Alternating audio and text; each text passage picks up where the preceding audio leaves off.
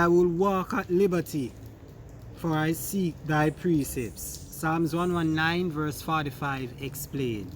Are Christians are persons who keep the law of Moses liberated? This is what we're going to be talking about in this study, right? Today, on Wednesdays, I generally do text explanation. Not sure if this video will be posted on Wednesday, right? Which would be the 20th of October 2021. I'm not sure if it will be posted on that day, but whenever you get it, you actually get it. It's recorded on the day before that though. Now, Seventh-day Adventists and perhaps other Sabbatarians, this would be one of the scripture passages that they will go to, right, in order to refute the idea that those who keep the law or are under the law of Moses, or whether they want to say 10 commandments or moral laws of Moses, are in bondage. They in order to try to refute the idea that they are in bondage if they keep the law, this is one of the texts that they will actually use.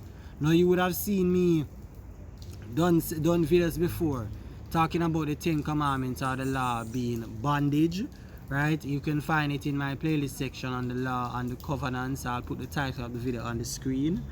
As well as I did a video talking about Christian liberty, right? And of course, I would have shown you in that video that anyone who tries to place you under the law are trying to take away your liberty and put you in bondage. A Seventh-day Adventist would oppose that idea, and they will use that scripture passage, Psalms 109 verse 45, as a go-to passage in order to refute that idea, right? But as usual, this is another passage of scripture that they are taking out of context, and in this video I'm going to show you why they are taking it out of context. The word liberty is used in the Old Testament, from the KJV at least. It is used, let me see, 8 times in the Bible. 6 out of the 8 times there is one particular Hebrew word that is being used for liberty, right? And I'll give you them. Leviticus 25 verse 10. And as you can see, without even getting into the Hebrew word, which although I'll show you what it means on the screen, right? It connotes the idea of being set free. Someone who is being in captive, or they're under something that is like that is like something that is bondage, then, so to speak, or has them in bondage.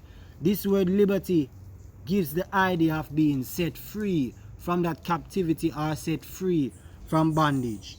Leviticus 25 verse 10 is talking about the year of Jubilee, right, where persons who were servants or slaves rather, they get to go back to their family and so on. They are set free from that captivity then, so to speak, right? Other examples of this, Isaiah, the famous Isaiah 61 verse 1, right, where it says the Spirit of the Lord is upon me, and this is speaking of Christ, right? He has anointed me He had sent me to bind up the broken-hearted, to proclaim liberty to the captives. You see what I'm talking about? Proclaim liberty to the captives, and the opening of the prison to them that are bound. And you find this quoted in Luke as well, right? Other examples you see in Ezekiel chapter 16 verse 17, right? You can read the context for yourself. I'll give you the context on the screen. I'm not going to read it, but I'll give you the context and show you where to read from. Because you know me, I don't just look at single verse alone. I try to show the context, right? So you'll see that it's giving off the same idea, being set from captivity, from bondage, being set free then, so to speak, right? Lastly, you find the same instances in the book of Jeremiah. Jeremiah chapter 4 in particular, verses 8, verse 15, and also verse 17. Same idea is being conveyed. But in verse 16 of Jeremiah 34, a different word for liberty, Hebrew word, is used, right? But nevertheless, it means the same thing. exempt from bondage, tax, or care. Free then, so to speak, being set free. As a matter of fact, 16 times in the KJV, this Hebrew word is being translated as free. But only once in this instance in Jeremiah 34 verse 16, it is translated as liberty. So to be more precise then, you can say that whom he had set free then, so to speak. Right? From the verse, as Jeremiah 34 verse 16. So the other word now, which is mean freedom, right? Or to clear, it means one and the same thing, right? Being set free from something.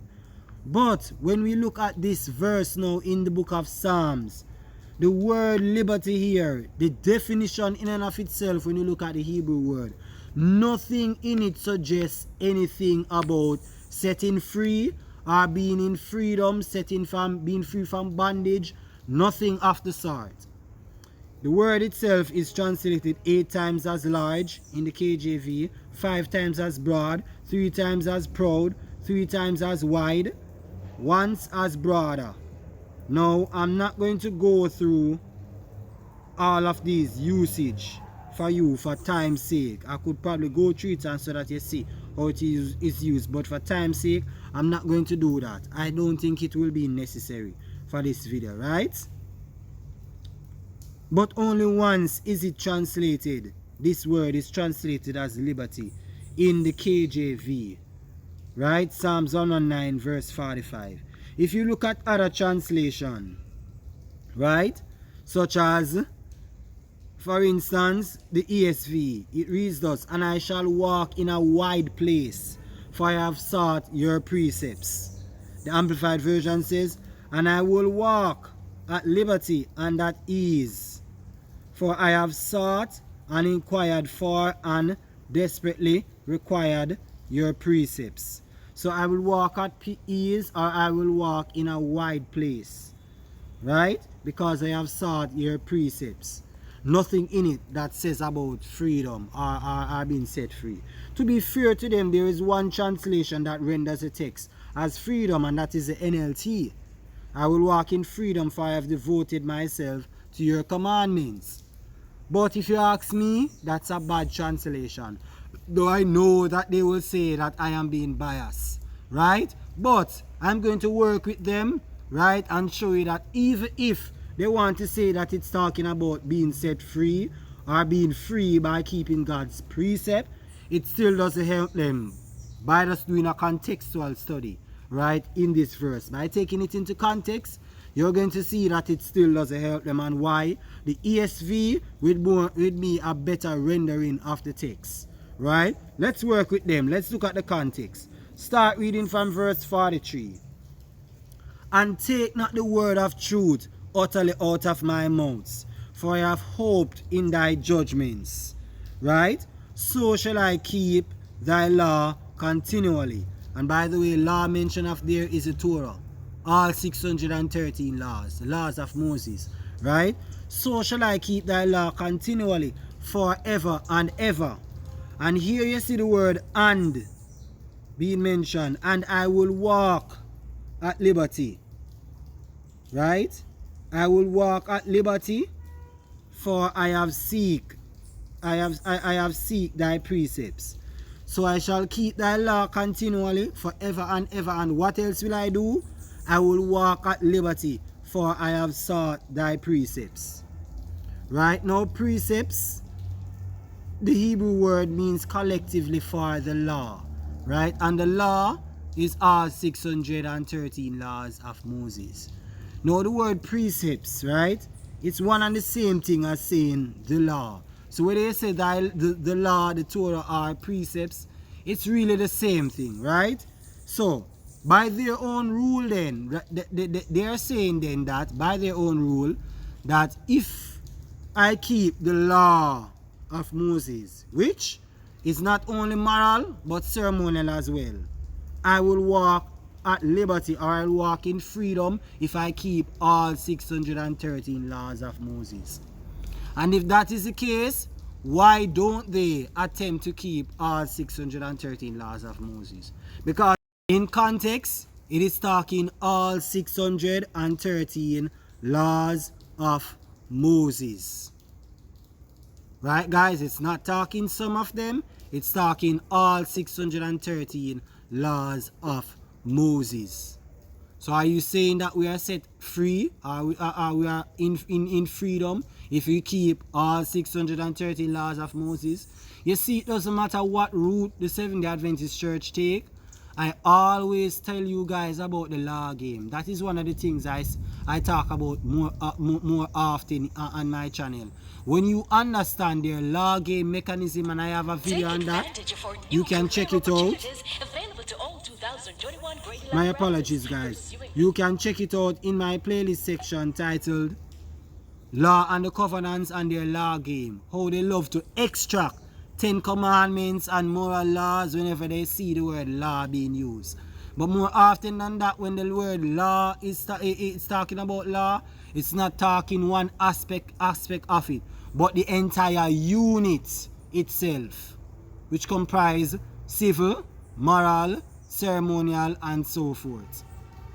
You understand, guys? So even if you work with them and use the faulty translation like the NLT, which says I will walk in freedom, it still doesn't help them, because using that text, they would be suggesting that we should keep all 613 laws of Moses. So even if they don't want to accept my exegesis then on this, when I'm saying to them that the ESV is a better rendering of the text, or even amplified version, even if they don't want to accept that, it still doesn't help them.